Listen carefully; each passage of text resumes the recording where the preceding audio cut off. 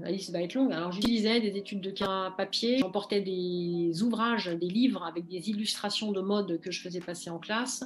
J'utilisais des logiciels de Serious Game sur des ordinateurs portables que les étudiants utilisaient en petits groupes.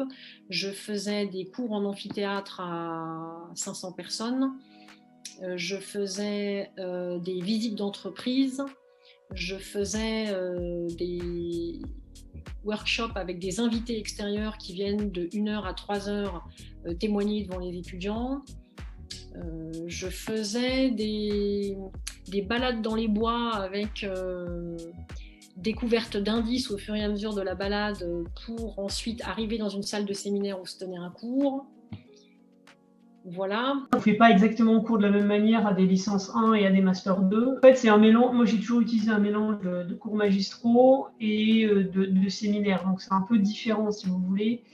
Le cours magistral était plutôt pour DL1, parce que quand vous avez 150 personnes face à vous, c'est quand même plus compliqué de mettre en œuvre des avancées pédagogiques, même s'il y a aujourd'hui des quiz. Alors, c'est vrai que de temps en temps, j'utilisais, pour les détendre, entre guillemets, des tests de type Kahoot, voilà, pour voir où ils en étaient. Donc, ça permettait à la fois d'être un peu plus ludique et en même temps de voir s'ils avaient compris ce qu'on était en train de faire, mine de rien.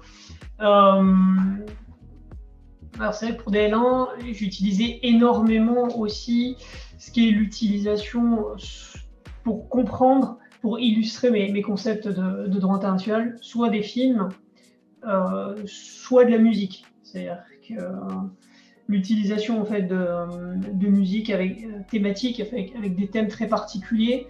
Donc pas de la K-pop, on est d'accord, mais vraiment des musiques qui derrière il y avait des messages, soit sur les guerres du Vietnam, etc., ou des films qui permettent d'illustrer le cours. Donc ça, c'est ce que j'utilisais.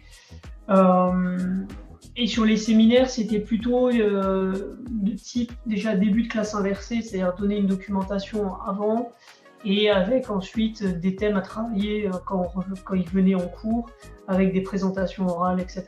Si on raisonne en tant que directeur d'un établissement, le plus important, c'est la diversité des dispositifs qui sont utilisés par une diversité d'enseignants. Si tout le monde fait la même chose, moi je suis sûr qu'à un conseil avec les étudiants, ils vont crier en disant on en a marre de faire des examens sous une forme de quiz, ou des rapports, ou des projets, etc. Donc c'est la diversité qui est importante. Après, si j'observe le fonctionnement, la majorité des enseignements, ils se passent soit avec des supports PowerPoint, soit avec des tableaux. Ils utilisent depuis longtemps des vidéos, des podcasts, des outils, des supports variés. Ils utilisent beaucoup de bibliographies qui sont soit données, soit on va demander aux étudiants de le chercher. Et pour une part, ils monopolisent des démarches expérimentales et donc une confrontation avec des situations expérimentales réelles. Pour moi, une situation expérimentale, si je suis en sciences de gestion, je peux mettre les étudiants en économie dans une bibliothèque et ils vont chercher ou ils vont jouer avec des données. C'est pareil dans un laboratoire pour un biologiste ou sur un terrain pour un agriculteur, un ingénieur agronome. Donc, diversité d'outils. Je ne sais pas s'il y en a qu'on n'ait pas utilisé. Voilà, je ne crois pas. Dans toutes les approches pédagogiques, voilà. Sachant que dans tout ça, il y a l'enseignant et puis il y a le collectif des enseignants.